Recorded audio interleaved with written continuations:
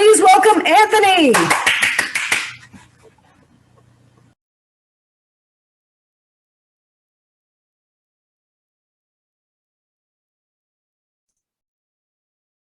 Have you ever wanted to be someone else?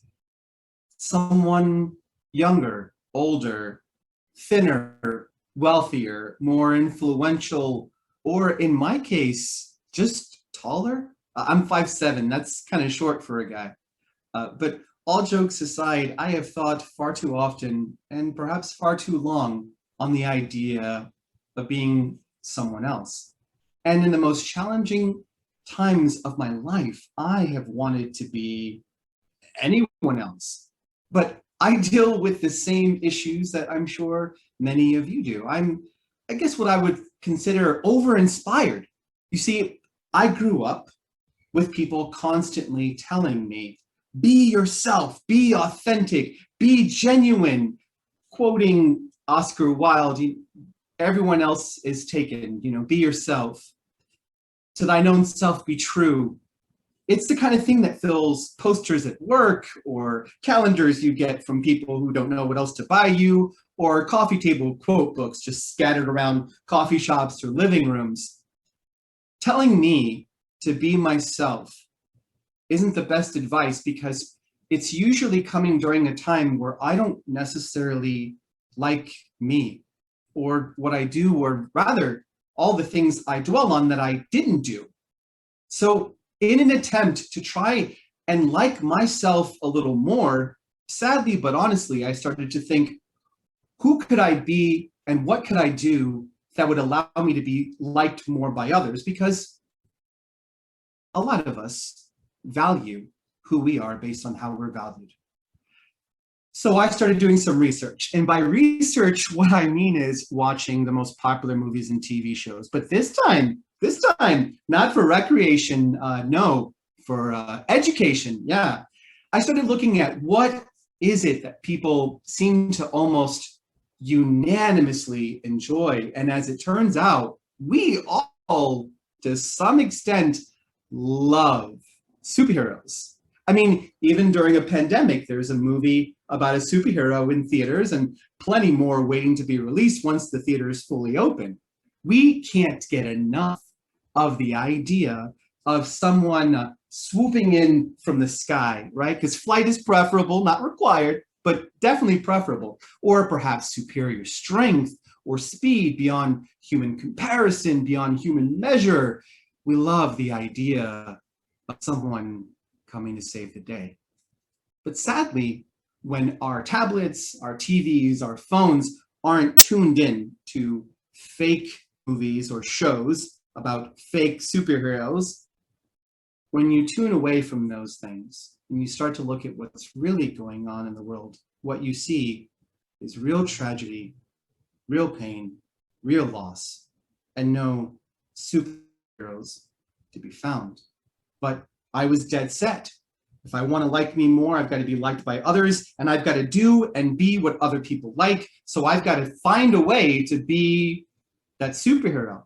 But before I even start that, I've got to come up with a cool, catchy name. Because when you show up, everybody wants to know, who are you? Why are you doing this? And I came up with this amazing name of someone else. If and when I come to help someone, I would just say, oh, it's me, someone else. Now, if I've confused you so far, here's a simple example on how each and every one of us could be someone else. Imagine it's 8:45 in the morning and it's pre-COVID. So everybody's got the work commute. They've got the 9 to 5 grind going on. So in this situation, it's 8:45 and you're on your way to work. But sadly, you have only 15 minutes left to get somewhere you know is going to take you 20. In other words, you're running late again. And when you get to work late, you can expect a condescending email or worse, a dirty look from coworkers or your boss. But on this unfortunate morning at 8:45, the driver in front of you, through no fault of their own, hits some road debris and boom, tire explodes. They're sent veering uncontrollably into the concrete barricade of the highway. Smoke, fumes rise from the hood of their car. They're stuck. You are frozen, as are 7 other vehicles. Now, the first thing you probably think to yourself is, I should stop. I should check to see if they're okay. I should at least call for a cop or an ambulance.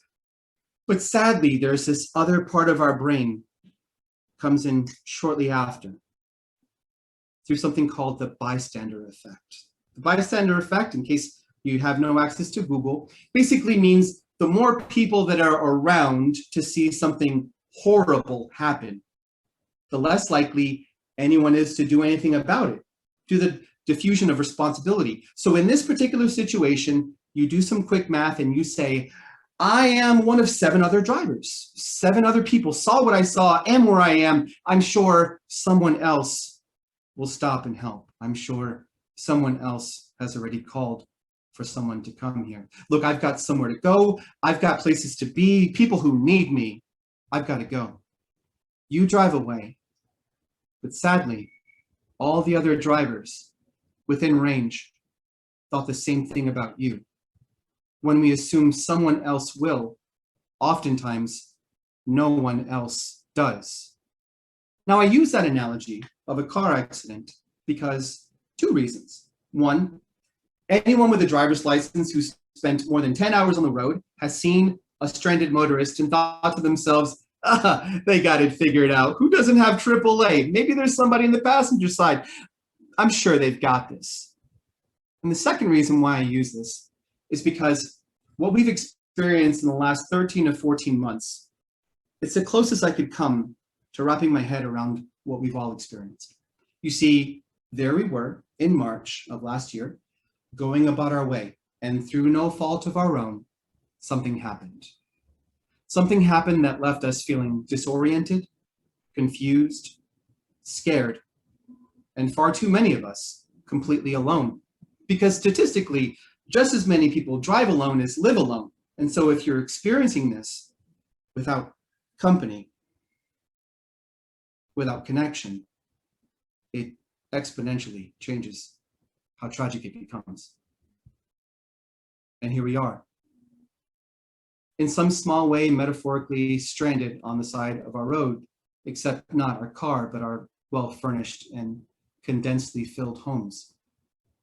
And here we are once again, waiting for someone else to comfort us, for someone else to guide us, for someone else to help. But everyone else expects that of us. I mean, what we're doing now is no different than what we've done in our lives before any of this. We're waiting for someone else. In our relationships, right? We say, if I was with someone else, I would feel loved and appreciated.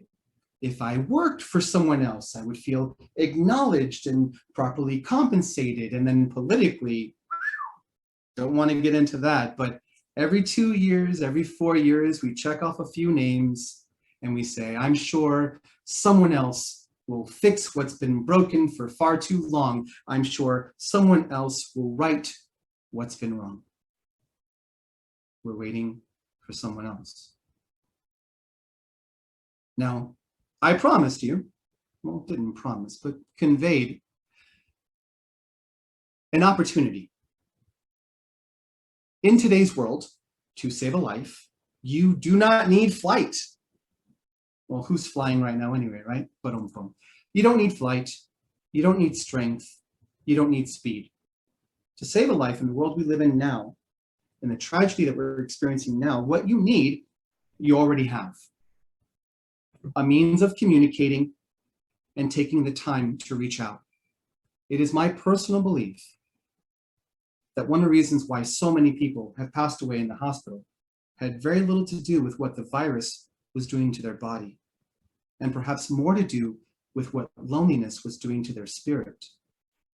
I've never fought in a battle, but I could not imagine continuing to fight, having gone days, if not weeks, without seeing a familiar face or an ally. To save a life, you need only reach out to the people you know and care for. to let them know that someone else is there, that someone else thought of them, that someone else cares, someone else understands. And to save that life, you need only engage in a conversation where you ask, how are you feeling?